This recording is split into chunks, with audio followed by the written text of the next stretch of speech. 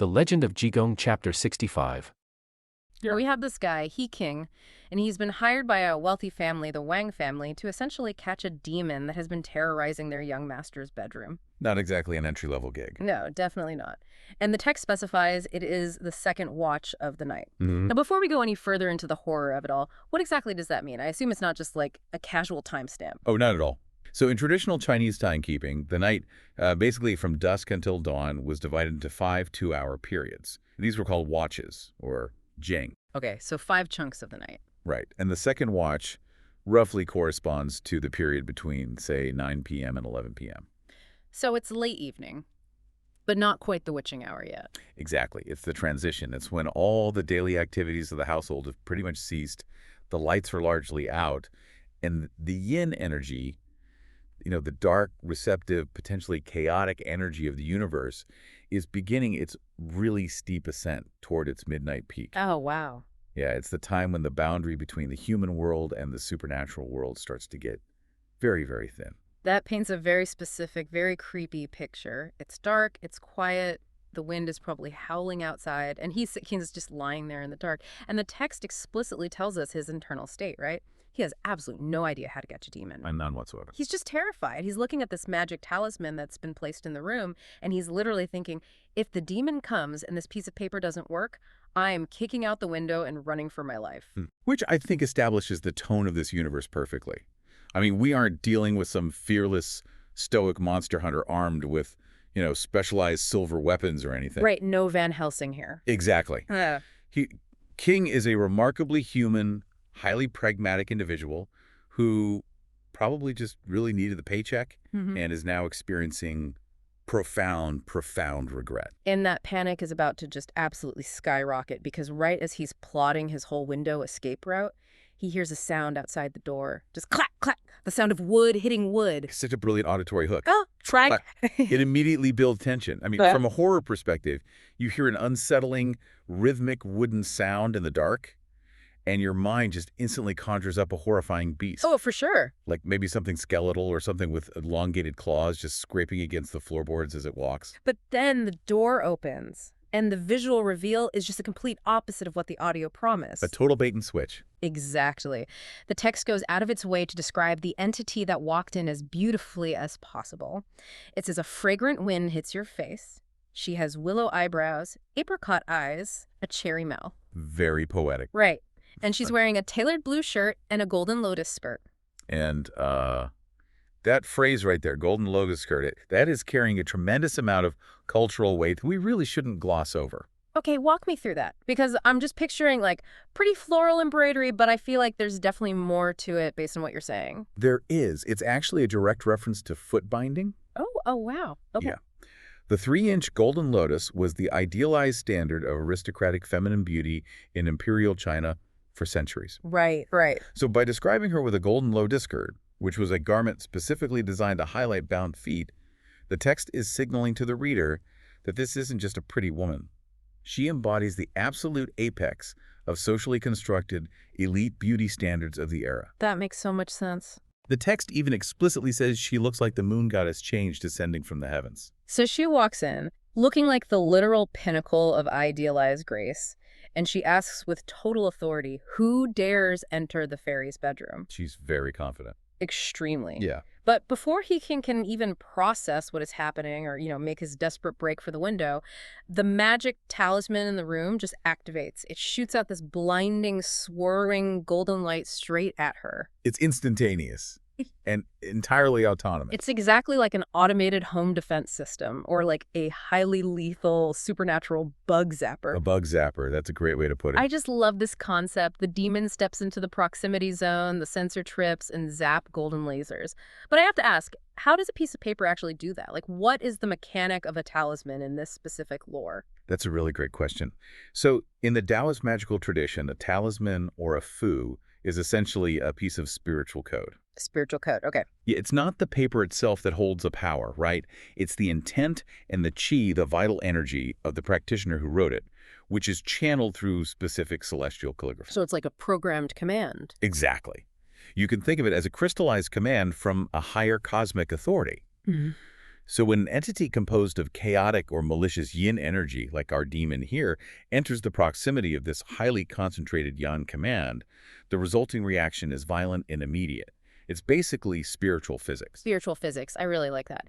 Okay, so the bug zapper fires, the demon screams, turns, and tries to run, and He King, in this moment of just sheer panicked adrenaline, scrambles up, grabs his sword, and just swings wildly at her retreating form. Just a total panic Little swing. panic. He doesn't strike some epic killing blow on a demon lord. He chops off her shoe, a red embroidered shoe. But this is where the text subverts our expectations all over again. Yes, because he looks down at this severed shoe on the floor, and it is actively dripping with fresh red blood. It's such a striking image. It really is. Now, hold on. Wait.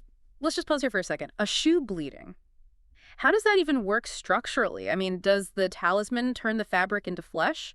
Or was the demon's actual foot inside the shoe and he chopped the literal foot off? The text actually implies it's the object itself. Wait, really? Just the shoe? Yeah, and to understand why a shoe can bleed, we have to look at the animistic roots of Chinese folklore.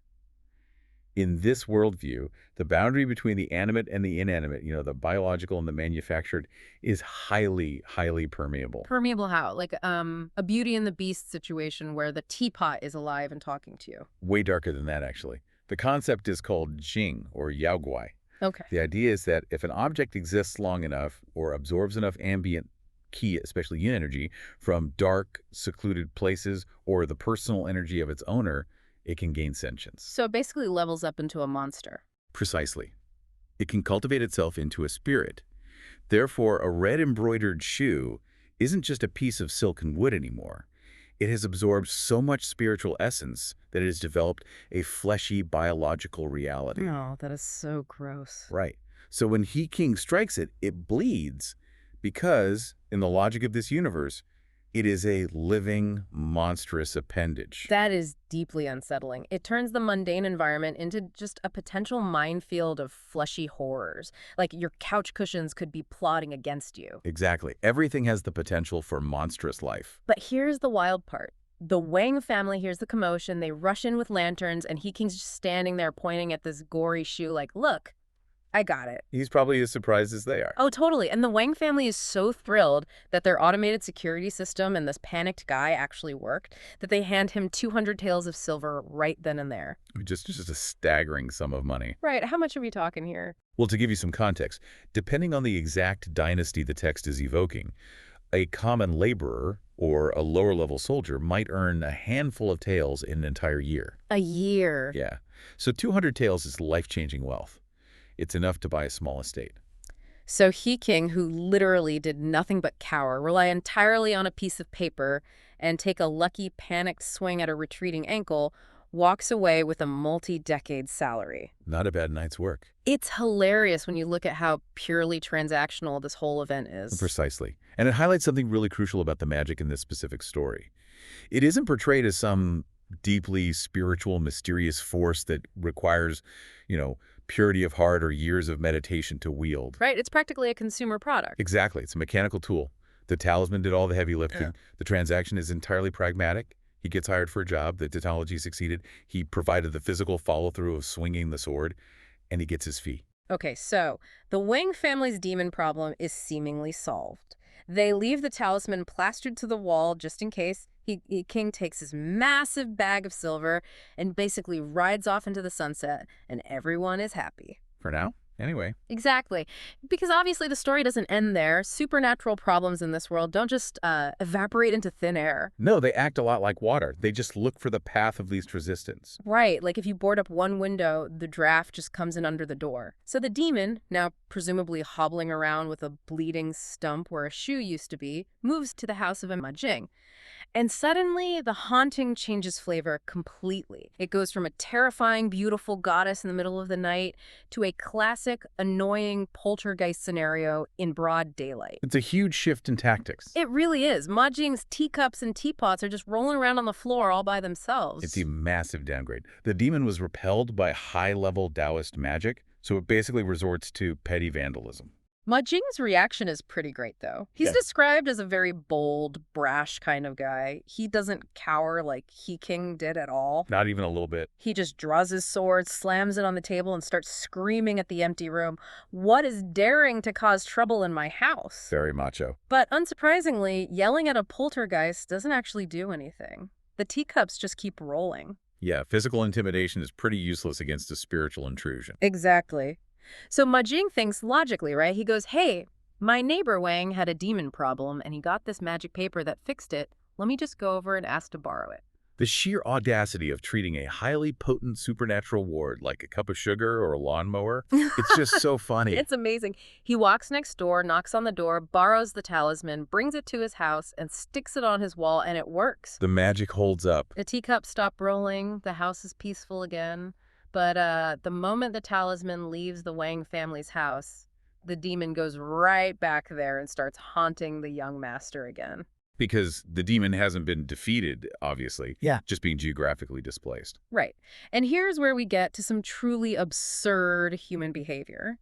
You would think, okay, the Wangs will go hire someone to write a second talisman, or Ma Jing will take some of his own money and go buy his own. You would think so, logically. No. Mhm. For half a year, 6 entire months, these two wealthy neighbors just pass the single piece of paper back and forth across the property line whenever the demon acts up at their respective houses. It is the absolute pinnacle of mundane absurdity. I am so obsessed with this detail. I really want to stretch this analogy because it's like two neighbors sharing a single space heater in a freezing, poorly insulated apartment building. Yes. Like, it's Monday, so my apartment is warm, but you're freezing. On Tuesday, we drag it across the hall, and now I'm freezing. Or it's like sharing a single Netflix password. Oh my goodness, yes. Because neither of you wants to pay the extra $10, so you have to text each other to log off so the other person can watch.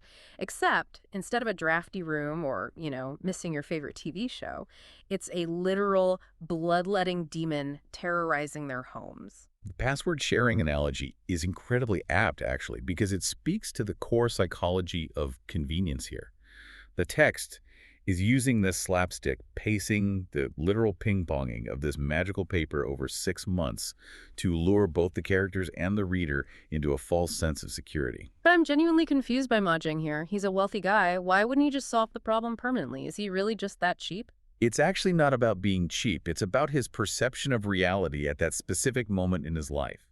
The text explicitly notes that Ma Jing is currently enjoying a streak of good luck. He's in a grand cycle of fortune. Okay, what does that mean in the context of this world? Because good luck to me means, like, I found a $20 bill in my winter jacket. Right, it's much bigger than that here. In traditional Chinese cosmology, particularly relating to astrology and fortune-telling systems, like Bazi, the four killers of destiny, a person's life is governed by two main things: Ming, which is their inherent fate or destiny, and Yun, which is their luck or the cycles of time they pass through. Okay, so destiny versus cycles of time. Exactly. And Yun operates in grand cycles, often these 10-year periods. So when you are in a cycle of good luck, your yang energy is incredibly robust, your endeavors naturally succeed, and negative forces just inherently have a harder time affecting you. So because he's in this huge astrological upswing, the demon is fundamentally less terrifying to him. Like, it just feels like an annoyance. Exactly. Think about it. When you feel invincible, when you are riding high on cosmic success, it's very easy to ignore systemic problems. That is so true. You just slap a Band-Aid on it, in this case, a literal borrowed talisman, and you go about your day. He normalizes the paranormal because his overall reality feels so secure. But the text is establishing a core, terrifying underlying principle here, which it states directly to the reader. Disasters don't grow without roots. Disasters don't grow without roots. Man, that is a heavy line. Because the talisman is a blockade, it's not a cure. Over those 6 months, the demon isn't just waiting patiently next door. It is stewing. It is building a profound personal grudge against Ma Jing. It's taking it personally. Very much so. The text is warning you, the listener. Ignoring a serious threat out of sheer convenience or hubris doesn't freeze the threat in place. You're simply giving the root more time to grow deep into the soil of your life. And we're about to see exactly what kind of toxic plant grows from that root. because while Ma Jing is treating this like a minor annoyance, the demon realizes that brute force, throwing teacups or knocking on doors, isn't going to work as long as that talisman is in play. It has to adapt. So it changes the battlefield entirely. It pivots from physical haunting to psychological warfare. If it can't breach the walls of his house with magic, it decides to destroy the foundation of his household from the inside using human frailty. Exactly. And to do this, the demon sets up a new base of operations at the Pelu Temple. Now, we really need to talk about the residents of this temple. We meet two monks, Gao King and Zulan, and I want to be very clear, these are not the serene, enlightened ascetics chanting in the mist that you might picture when you think of a monk. Oh, far from it. And- They're terrible people. Gao King is described as a former scholar, like a man of letters who failed his exams, and Zulan goes by the incredibly unmonk-like nickname, Little White Tiger. Which tells you a lot right there. Right. The text makes it explicitly clear that they are lustful, greedy men. They only became monks under a master named Ma Yuansong to basically escape the consequences of their past actions in the secular world. Yeah, they're hiding.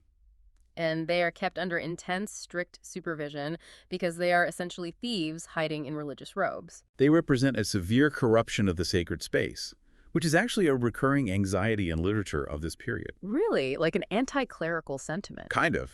Religious institutions were sometimes viewed by the secular populace with a lot of suspicion. People worried they were places that could harbor societal dropouts, criminals, or charlatans who were just taking advantage of people's piety. Which brings us directly to the setup for the demon's trap. Before the demon arrived, these two monks used to visit Ma Jing's house frequently to collect donations. And Gao King, the former scholar, had developed this severe, lingering obsession with Ma Jing's wife, Madame He. Who was described as exceptionally beautiful, of course. Yes, but Madame He is incredibly sharp. She sees right through Gao King's pious act immediately. She goes to her husband, Ma Jing, and says, "You need to stop letting these monks come into our home." She senses the danger. And she justifies this by using this amazing phrase. She says, 3 aunts and 6 grannies are matchmakers of lust and theft. And that phrase, 3 aunts and 6 grannies, or Sanguliupo, is absolutely vital for understanding the social dynamics of this era. Okay, break that down for me, because when I first read it, it sounded like she was just complaining about her extended family visiting too much. It's actually a well-known historical idiom.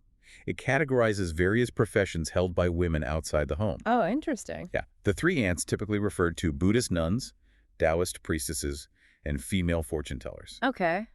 And the 6 grannies. The 6 grannies included matchmakers, spirit mediums, procuresses, herbalists, and midwives. So basically, women who had legitimate professional reasons to travel between different private homes. Exactly. And in the strict patriarchal society of Ming and Qing dynasty China, the domestic sphere, the inner chambers where the women lived, was supposed to be a completely closed, secure, and morally pure environment. Men outside the immediate family were strictly barred from entry. Right, to protect the family's honor. Yes. But these aunts and grannies had access. They could move freely from the chaotic outside world into the protected inner sanctum. Ah, I see. So they were viewed as like smugglers of information or gossip or trouble. Precisely. They were viewed with immense suspicion by moralists. They were seen as vectors for chaos, bringing in superstition, facilitating illicit affairs, or plotting theft. So when Madame He uses this phrase to describe the monks. She is tapping into that exact societal anxiety. She's telling her husband, these outsiders, these monks are not bringing spiritual blessings. They are a breach in our home's security.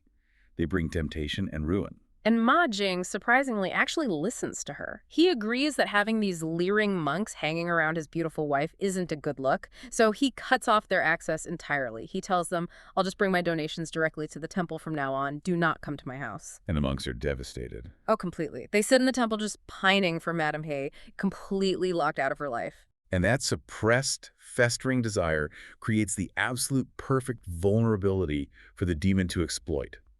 The demon sees the chessboard perfectly here. It's terrifyingly calculating. So the demon shapeshifts into a flawless replica of Madame He. It walks right up to the Pelu temple, knocks on the door, and presents itself to these 2 utterly stunned monks. And the fake Madame he basically says, "I know what you 2 have been wanting. My husband is out of town today. I came here for you." We really need to dissect the demon's strategy here because it operates on 2 distinct, devastating levels. Let's do it, because the text mentions it wants to steal their true yang. What is true yang physically in this context? Like, why does a demon even need it? This ties directly into Taoist internal alchemy. In this cosmology, humans, particularly men, possess true yang, or primordial vital energy. It is the core essence of life and spiritual power. Okay, so it's their life force. Right. Demons, fox spirits, and ghosts are typically entities composed entirely of yin energy. So to cultivate themselves, to gain physical solidity, longevity, or increased magical power, they need to harvest yang energy. By engaging in intimate acts, the demon is literally siphoning the life force out of these monks. It's a predatory, supernatural feeding mechanism. So that's the magical motive, essentially. She's getting a meal. But the second motive is purely vindictive and psychological. The demon isn't just looking for a snack, it wants to utterly destroy Ma Jing. Yes, it wants to frame his innocent wife in the most public, undeniable way possible. It's like a highly sophisticated true crime identity theft. The level of premeditation is what really gets me. It's chilling. The demon specifically waits until Ma Jing is traveling on business. It coordinates its temple visits around his travel schedule so that the affair looks completely authentic to anyone who might be watching. It actively wants witnesses. It needs an audience. The text specifically mentioned Li Ping. The demon is operating in broad daylight, actively hoping that Li Ping, or some other nosy neighbor, will see Madame He entering the temple and run to tell Ma Jing. I'm still trying to wrap my head around the cruelty of this. I mean, the ultimate goal isn't just to kill Ma Jing himself.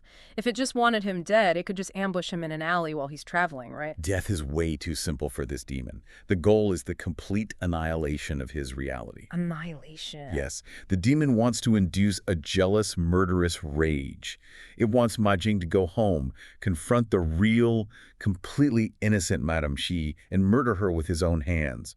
It wants him to tear out the roots of his own household, destroying his marriage, his reputation, and ultimately his soul. It went from rolling teacups to engineering a horrific Shakespearean domestic tragedy in like 0 seconds flat. It really escalated. And the trap springs perfectly. The demon stops visiting the temple for a few days, driving the monks completely crazy withdrawal. Then, on the very day Ma Jing returns from his trip, the demon shows up at the temple again, claiming she snuck away while her husband was distracted with all his luggage. Perfect timing. The monks are thrilled. But somehow, exactly as planned, Ma Jing finds out. He bursts into the temple completely convinced he has caught his wife in the act. And in a blind, uncontrollable rage, he draws his sword and kills the monk Go King right there on the spot. He plays right into the demon's hands. Yep. The illusion is flawless, Yeah. and his reaction is entirely predictable based on societal concepts of honor and shame. Right. So he chases the woman he thinks is his wife out of the room. And just as he corners her, the demon finally drops the act. It turns around and blows this dense cloud of black gas directly into Ma Jing's face. A horrifying reveal. Ma Jing drops to the ground, completely paralyzed, poisoned by the gas. The demon looms over him, preparing to literally eat him alive. It's over. The demon has won. Ma Jing's life is ruined. He's a murderer. His good luck has completely run out, and now he's on the menu. But then... Enter Jigong. Yeah, Jigong steps into the scene. And given absolutely everything we've just discussed, the bloody shoes, the magical lasers, the paralyzing gas, you would expect an epic clash right here. A massive showdown. Exactly. You expect a flurry of talismans, screaming explosions. Instead, Jigong walks up, looks at the demon about to devour a man, mocks her, and then decides this is the perfect time to sit down and tell a story. He literally hits the pause button on a life-or-death scenario to deliver a historical anecdote. I am completely, utterly bewildered by this pacing choice. I mean, imagine you're watching a high-octane action movie. The villain has the hero pinned to the edge of a skyscraper, jaws open, ready to strike, and suddenly a guy walks out of an elevator, points a finger and says, "Hold on, before you eat him, let me tell you what happened in the Jin dynasty." It is jarring, but it's intentionally so. And it's not just a brief, one-sentence anecdote. He delivers a detailed, multi-layered narrative right in the middle of the climax. Exactly. Jigong starts telling the demon the tragedy of the Red Lotus monk. He says, back in the Jin dynasty, there was a highly respected ascetic monk who lived deep in the mountains, cultivating his spiritual practice. Very devout. A powerful government official, Grand Tutor Liu, tried to invite him down to the city 3 different times, but the monk refused every time. He wanted absolutely nothing to do with secular politics. Which is very insulting to a man of the tutor's status. Oh, completely. Tutor Liu's ego is so bruised by this rejection that he decides to systematically ruin the monk. So he goes to a local prostitute named Lotus Hihua and offers her 200 taels of silver to do the job. And hold up, there's that number again. 200 taels. That's the exact price He King got for the severed shoe. It's a brilliant textual echo. Right. The 200 taels represents the transactional nature of corruption in this world. In the first instance, it was the price of a clumsy physical victory over a demon. In the historical story, it is the price of spiritual assassination. Tutor Lu tells Lotus, go to the mountain, pretend to be a noblewoman, and seduce this monk. Break his vows. Lotus agrees. She gets a palanquin, a whole entourage of servants, dresses up as a high society lady, and goes to the temple. Putting on quite the production. She goes all out. She gets a private audience with the monk in his chambers, and then she fakes a sudden, agonizing stomach ache. She drops to the floor, crying, and tells the monk, oh, the pain. The only cure for this specific illness is for a man's belly button to touch a woman's belly button. The absurdity of that medical excuse is just staggering. I'm sorry, I have to stop here. What? Belly button to belly button. Was this an actual legitimate medical theory at the time, or is the text just highlighting how ridiculous her lie is? It is entirely ridiculous, and that is absolutely the point. It is the flimsiest, most transparent pretext imaginable for physical contact. Now, initially, the monk holds his ground. He gives this very proper, very rational speech. He says, I am a man of the cloth. I have taken vows against lust. You are a noble lady from a respected family. Doing this would completely ruin your reputation. Please think logically about this. He's trying to appeal to her reason and her societal standing. Right. But Lotus just ignores his logic completely. She just throws herself into his arms. And this is where the text brilliantly dissects the actual mechanics of human frailty. It really does. The text is so specific about why his defenses crumble. It's not just that she's beautiful. It says he smells the scent of her cosmetics, the fragrant oil in her hair. It literally overwhelms his sensory inputs. That physical overload. And he rationalizes his failure with this incredible piece of internal logic. He thinks, eyes don't see, mouth isn't greedy, but who is devoid of emotion, people aren't made of wood or stone. Wow. His rational, aesthetic mind completely collapses under sensory overload, and he just gives in to the illusion. He breaks decades of vows for a complete lie. He yields to the sensory illusion. The rational mind is easily hijacked by the senses. So Lotus gets what she came for. She immediately leaves the mountain, goes back to Tutor Lu, collects her 200 taels, and tells him exactly how the monk broke. Tutor Lu then sends a poem to the monk at the temple. Adding insult to injury. It's so cruel. It reads, Red Lotus monk cultivated well, years bitterly guarding the temple, pity 10 years of sweet dew flowed into 2 petals of a lotus. A devastating, mocking confirmation of his failure. It weaponizes poetry to destroy a man's soul. The monk reads the poem, realizes he was tricked, that the noblewoman was a setup by a prostitute, and the shame is so overwhelming that he hangs himself right there in the temple. Tragic. But it doesn't end there. His spirit refuses to move on. His ghost reincarnates as Grand Tutor Lu's own daughter, a girl named Lu Quiyun. And as she grows up, her entire karmic purpose, the only reason she exists in that lifetime, is to seduce and ruin monks as revenge for what her father did to him in a past life. The proverb Jigong quotes is, big-headed monk plays with Lu Kui. Which is a famous trope in Chinese popular literature. It speaks to the Buddhist concept of yingwu, which is cause and effect, or karma. It's an endless cycle of spiritual destruction. Okay, so that is an amazing story, and I see the connections, but I still don't understand the tactical choice here. Why does Jigong pause the fight to tell this specific story at this exact moment? I'm not sure I buy that a demon actually cares about history lessons while it's actively trying to eat someone. Well, you have to look at the thematic parallels here. The pacing seems completely absurd to a modern reader looking for action, but it serves a profound narrative and tactical purpose. Okay. Jigong isn't just killing time. He is deploying a weapon of psychological dominance before the physical fight even begins. Oh, he's getting in her head. Exactly. Look Okay. at the mirror he is holding up to her. What is the demon doing right now? She is using lust by impersonating a noble wife to destroy monks at the Pilu Temple and ultimately to destroy Ma Jing. Right. What is the story of the Red Lotus monk about? A woman using lust by impersonating a noble lady to destroy a monk, which results in a cycle of karmic reincarnation and endless revenge. Oh, wow. I see it now. He is saying to her, I see exactly what you are doing. You think you are clever, engineering this grand domestic tragedy, but I see the ancient patterns you're playing into. I know how this story ends, and it ends in suffering and karmic retribution. That is incredible. He is stripping away her agency, basically reducing her grand malicious plot to a cliché historical repetition.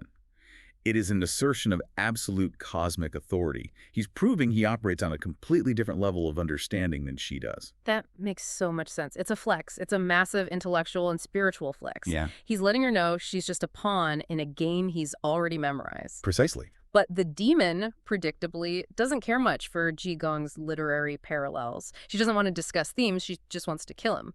So she attacks, leading to what has to be one of the most unconventional magical battles I have ever read in my life. It entirely subverts every single expectation of fantasy combat. She starts by throwing a magical artifact called a Hunyuan stone at him. And the text translates Hunyuan to something like primordial chaos or origin of the universe. That sounds apocalyptic. What is a Hunyuan stone? In Taoist cosmology, Hunyuan refers to the state of the universe before the separation of yin and yang. So it's the undifferentiated, limitless potential of primordial chaos. To wield a weapon named after Hunyuan suggests wielding the raw, foundational power of creation and destruction itself. It's incredibly grandiose. She hurls this primordial stone of chaos at his head, and Jigong just casually reaches up and catches it barehanded, like it's a baseball. He neutralizes her grand magic effortlessly, Wow. without chanting, without glowing shields, nothing. Then it's his turn to attack. Does he pull out a glowing sword, a golden talisman? No. He leans down, takes off his sweaty, dirty straw sandal, and throws it at her. A shoe. The demon obviously dodges a flying shoe, but while the sandal is in midair, Jigong points his finger and just says, "Turn, turn," and the sandal acts like a heat-seeking missile. It changes direction in the air and smacks the demon right in the face. The contrast here is just brilliant. I mean, I have to compare this to modern technology again. We have the grand, terrifying, primordial chaos stone belonging to the demon, completely bested by voice-controlled, weaponized footwear. It's like comparing a tactical nuke to a modern smart home drone, but the drone is a dirty shoe and the shoe actually wins. Why a sandal? What is the philosophy behind this? It speaks to the core philosophy surrounding Jigong's character. His nickname is Daoji. His supreme power is hidden in his raggedness. Ah. I see. He doesn't need pristine, expensive magical tools like that golden talisman the Wang family bought for 200 taels. True spiritual authority, in this text, doesn't rely on outward appearances of grandeur. In fact, relying on grandiose tools like the Hunyuan stone is actually a sign of attachment and limitation. Wow, that's deep. Jigong's magic is fluid, improvised, and deeply tied to the mundane, even the grotesque like a sweaty sandal. He elevates the lowest object to defeat the highest pretension. It is basically Zen logic applied to combat. The demon is furious. She's just been slapped in the face by a shoe. She demands to know why he is interfering. "I have no grudge against you," she yells. And Jigong's demeanor completely changes here. The mockery stops, he becomes incredibly formal. He shifts gears entirely. He stands there and formally lists her crimes, almost like a prosecutor reading an indictment in a courtroom.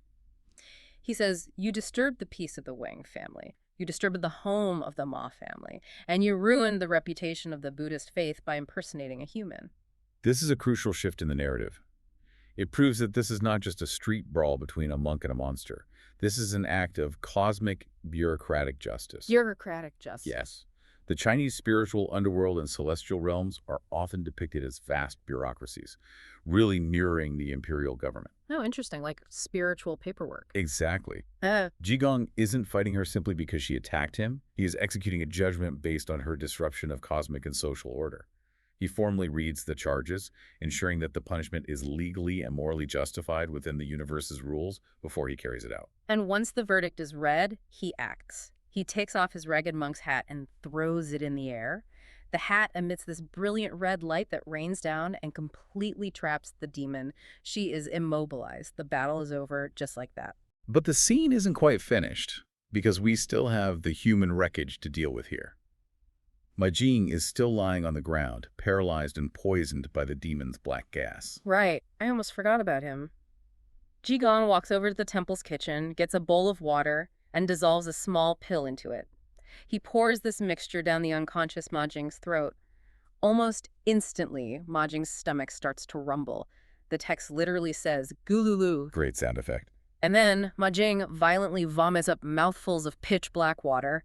He wakes up gasping, still trapped in the delusion, screaming curses at the woman he thinks is his wife. The visceral, physical nature of this cure cannot be overstated. It's so intense, vomiting pitch black water. Why is the cure so aggressive? Why couldn't he just, I don't know, wave a hand and heal him? Because it has to be aggressive. It is both a literal purging of the physical poison and a metaphorical purging of all the illusions that have infected his life. Oh, that makes sense. Think about it. Ma Jing has been literally and metaphorically swallowing lies for 6 months. He swallowed the illusion of his invincible good luck. He swallowed the illusion that the borrowed talisman made him safe. He swallowed the illusion of his wife's infidelity. Right. The only way to cure a man completely consumed by falsehoods is an aggressive, painful expulsion of all that darkness from his core. He has to empty himself out completely to be able to actually see the truth. He has to hit rock bottom to wake up. And once he's done retching, Jigong just calmly looks at him, pointing a finger toward the trapped demon and says, "Do not be angry. Look at your wife over there. She has returned to her true form." The ultimate revelation, the stripping away of all artifice.